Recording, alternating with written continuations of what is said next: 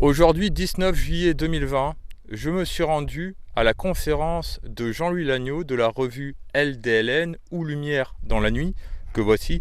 Ça, c'est l'édition mai-juin-juillet 2020, donc la dernière édition, qui s'est déroulée au domaine de la Salse, pas très loin de la source de la Fontaine Salée, sur la commune de Sougraigne, dans le département de l'Aude. Je lui ai posé quelques questions.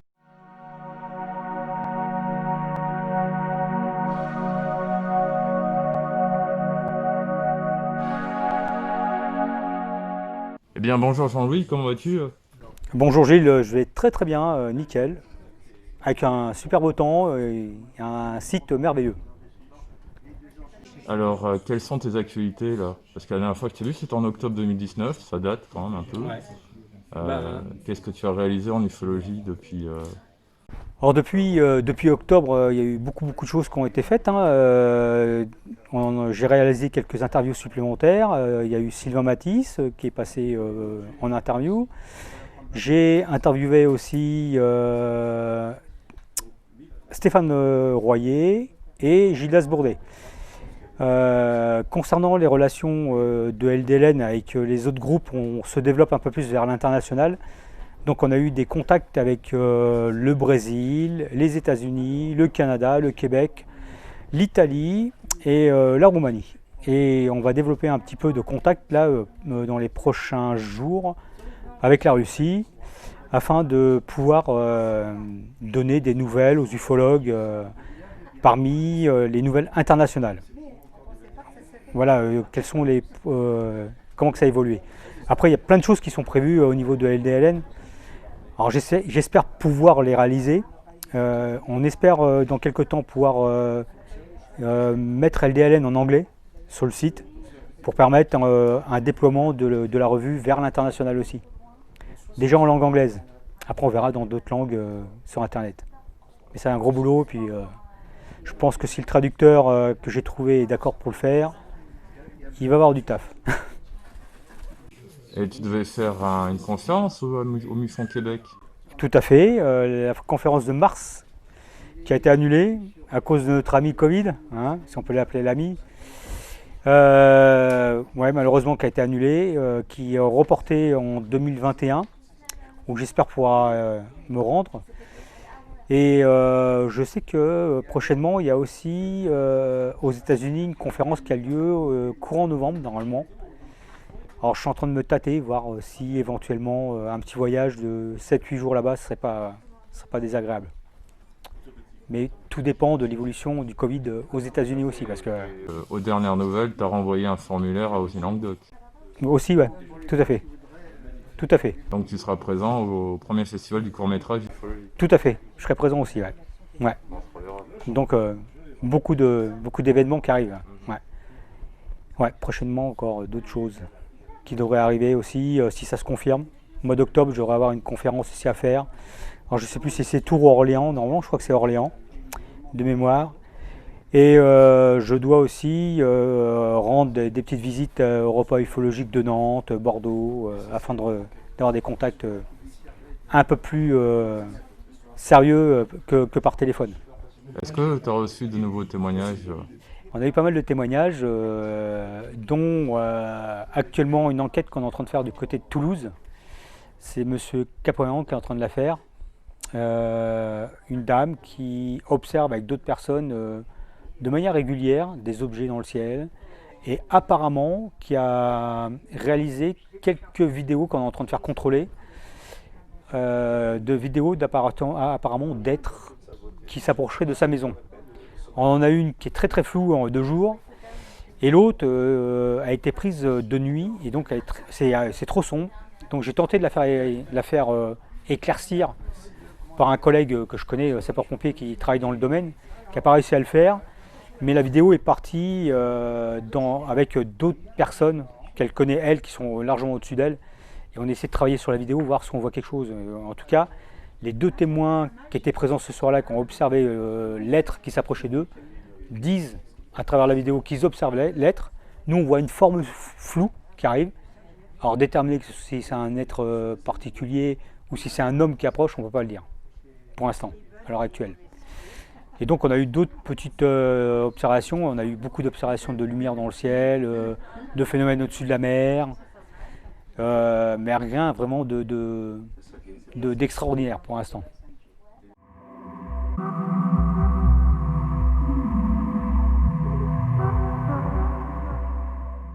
Comment se porte LDLN là? Ça va ou pas? Alors LDLN, comme toutes les revues françaises, et comme dans tout domaine, dans tous les domaines, le Covid de mars, avril, mai a fait énormément de mal. Et actuellement, LDLN est en perte de vitesse. D'ailleurs, j'ai lancé un appel dans le 440, dans le dernier numéro, le 440. J'ai lancé un appel aux gens généreux qui pourraient essayer de sauver encore LDLN. Pour l'instant, je vais réussir à le maintenir, mais difficilement pour cette année. L'année prochaine, je ne garantis rien. Si ça continue comme ça, si on a encore un coup de Covid là, qui nous arrive dessus à la rentrée, et que la poste se ferme et que je ne peux pas faire d'envoi et compagnie, ça va être hyper compliqué. Ça va devenir très très compliqué pour LDLN. De plus que je ne reçois pas de courrier pendant ces périodes-là. On fonctionne encore beaucoup avec le courrier. Et par le fait que les gens, du fait du Covid, ne font plus d'enquête, puisqu'on n'a plus le droit de sortir, malheureusement. Donc les 3 mois qu'on a subis dernièrement a beaucoup ralenti LDLN. Lance un appel dans ODH aussi. Je lance un appel donc à travers ODH TV et que toutes les personnes qui veulent s'abonner à la revue, abonnez-vous, hein, ça marche que comme ça. De toute façon LDLN c'est que par abonnement. Et si vous voulez faire un don à LDLN, ça sera bienvenu. Gilles vous mettra les références de la boîte mail et puis du site web. Et comme l'enregistrement va aussi partir au Québec, comment ça marche s'il y a des abonnés au Québec? J'en ai quelques-uns, des abonnés au Québec, que je salue aussi. Au Québec, c'est comme pour les Français, ils passent par le site web où ils envoient un courrier donc, à LDLN, 12 Allée Michel Colucci, 77 610 Fontenay, Trésigny, France. Et donc ils auront l'abonnement et je l'envoie par la poste. Ça met un certain temps par avion ou par bateau. Il y a des correspondants LDLN au Québec? J'avais un correspondant qui est rentré maintenant, c'était Janie, qui maintenant est rentré en France. D'ailleurs, Janie va avoir du travail bientôt là, pour LDLN. Beaucoup de travail. je vais la faire travailler un peu. Est-ce que tu cherches d'autres correspondants? Je cherche des correspondants au Québec, je cherche des correspondants partout, même en France. Hein.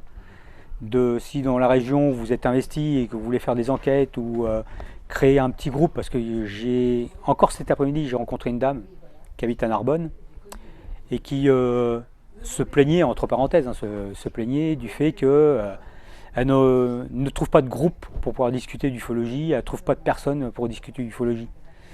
Donc j'ai donné 2 ou 3 personnes qui étaient dans son secteur afin qu'elles puissent discuter. Donc voilà, si vous êtes motivé, rejoignez-moi, écrivez-moi ou téléphonez-moi et puis je vous répondrai volontiers. Et là maintenant, avec cette histoire de Covid, de peut-être reconfinement à l'avenir, l'ufologie future, tu la vois comment là? Enfin, l'ufologie en France? Le problème qu'il y a, c'est que ce soit en France, aux États-Unis ou ailleurs, le Covid a ralenti, comme je disais tout à l'heure, le fait de derniers événements, ça a énormément ralenti l'ufologie, puisque les enquêteurs de terrain, c'était niette. Faire des observations à l'extérieur, on peut en faire, mais il ne faut pas se faire choper, parce que ça coûte un peu cher. Et donc je pense que si on se prend une deuxième vague, là, l'ufologie, elle aurait pas du mal à se relever. Je pense qu'on fera comme beaucoup d'entreprises, on mettra 1 an ou 2 avant de pouvoir relancer la machine. Malheureusement. Après, on peut toujours travailler sur les cas anciens comme toi tu fais, reparler des cas anciens et compagnie. Retravailler, refaire des enquêtes à distance, mais forcément ce ne sera pas l'enquête de terrain. Ou écrire un bouquin à plusieurs. Ça peut être pas mal. C'est un peu la fin de l'ufologie de terrain avec le Covid. Ouais, c'est un peu la fin de l'ufologie de terrain avec le Covid. Sauf pour les mercenaires qui font en sorte de passer outre. D'accord. Et je n'engage personne à passer outre, que ce soit clair.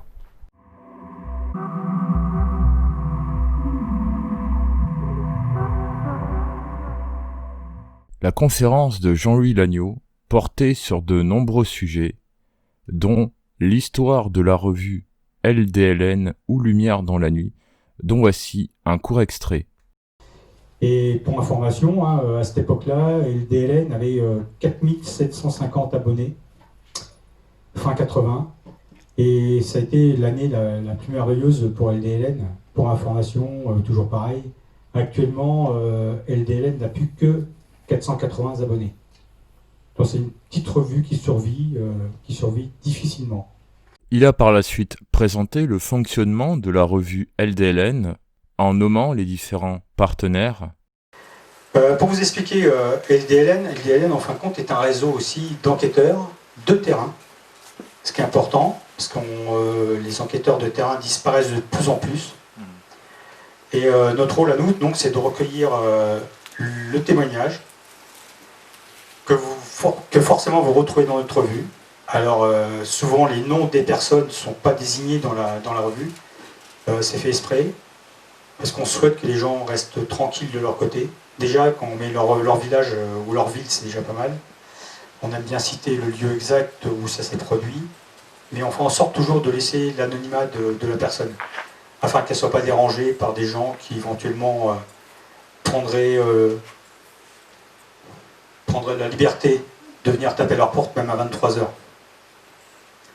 Alors notre travail, si on peut l'appeler comme ça, c'est de rencontrer les témoins, de les écouter, essayer de comprendre ce qu'ils ont pu observer, et surtout éventuellement de leur expliquer de manière pédagogique qu'éventuellement ils ont pu se tromper par rapport à ce qu'ils ont vu. Parce qu'il est très facile de confondre une étoile, un ballon sonde, un satellite, un phénomène météorologique avec un ovni. Les gens n'ont pas toujours l'habitude d'observer. Et comme le phénomène est très rapide parfois, on peut faire des observations qui durent 4-5 secondes. Les gens peuvent être amenés à se tromper.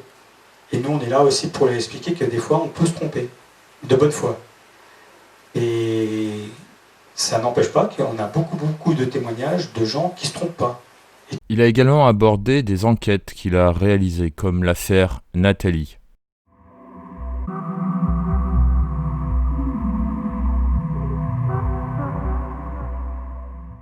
Alors ta conférence vient de s'achever il y a quelques minutes.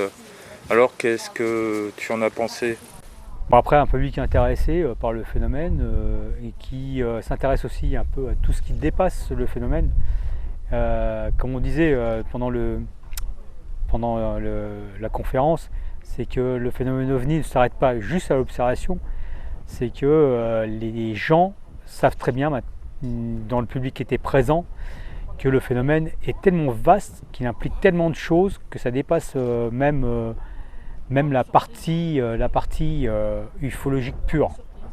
On est dans un monde, on parle de monde parallèle, on parle de choses autres que l'ufologie pure.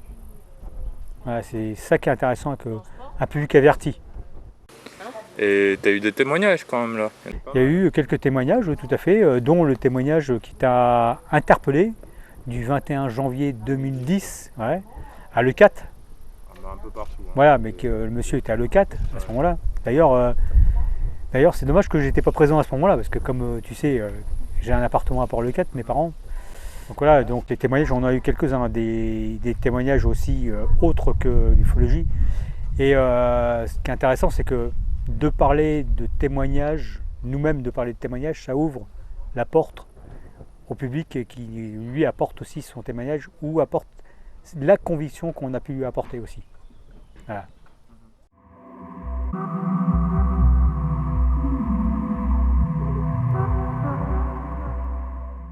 Dis donc, en ce moment, tu es très actif. Tu as interviewé Stéphane Royer, Gildas Bordet. C'est quand que tu vas faire tous les montages pour LDLN TV là ? C'est en cours. J'ai eu un problème avec mon ordinateur. Et là, je vais faire un peu mieux que la dernière fois parce que je souhaite faire un montage un peu plus propre. Et je vais demander à une personne qui est volontaire dans la caserne, dont c'est son futur métier, de faire le montage, voir ce que ça peut donner. Ou me donner les billes pour faire un montage adapté. Là, c'est en cours. Ça va apparaître, je pense, courant septembre, ça va être bon le montage. Tu vas faire beaucoup de pubs pour LDLN TV. Hein. Ouais.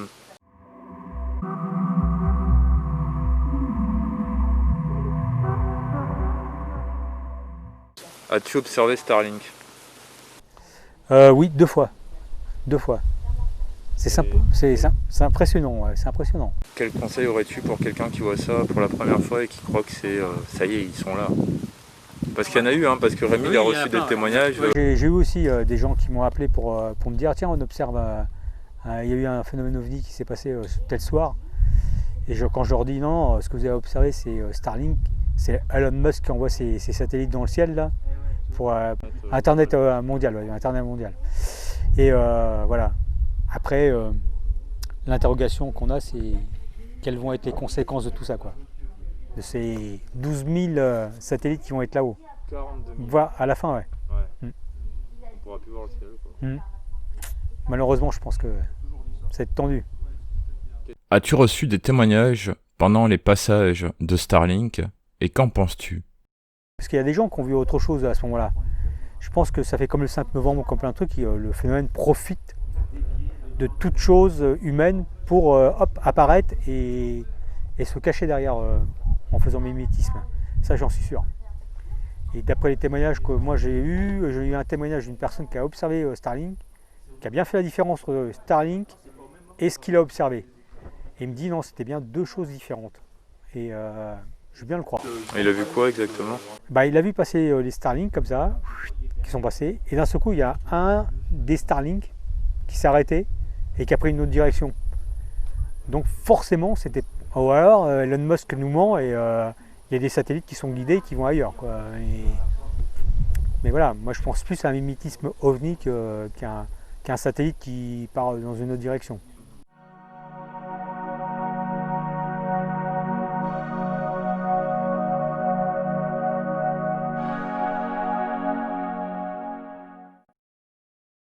Eh bien, je te remercie d'avoir répondu à ces quelques petites questions. J'invite les ODF Notes à aller s'abonner à LDLN, à te suivre sur LDLN TV, le compte de Jean-Louis Lagneau sur YouTube, et également à te rejoindre dans les conférences que tu vas faire. Et puis je te remercie et je continue à faire des appels du pied. Tous les gens qui veulent travailler pour LDLN, moi je reste ouvert. Si vous voulez faire des articles, créer des groupes au LDLN et compagnie, faire des enquêtes de terrain, allez-y, proposez-moi plein de choses, on est ouvert, totalement. Nous sommes une grande famille. Oui, exact, comme disait l'organisatrice, c'est une grande famille. Je te remercie et puis à bientôt. Ok. Nous arrivons à la fin de cet entretien avec Jean-Louis Lagneau, que je remercie beaucoup d'avoir voulu répondre à quelques petites questions. La conférence de Jean-Louis sera diffusée sur la chaîne YouTube du domaine de la SALS. Vous retrouverez prochainement Jean-Louis dans le reportage sur les conférences de l'été 2020 du domaine de la SALS, rassemblant d'autres conférenciers et les organisateurs, qui sera diffusé sur le compte YouTube ODH TV Archives. Je tiens à remercier toutes les personnes qui nous ont aidés à faire cet entretien. Je vous souhaite à tous une excellente journée et à très bientôt sur ODH TV. Au revoir.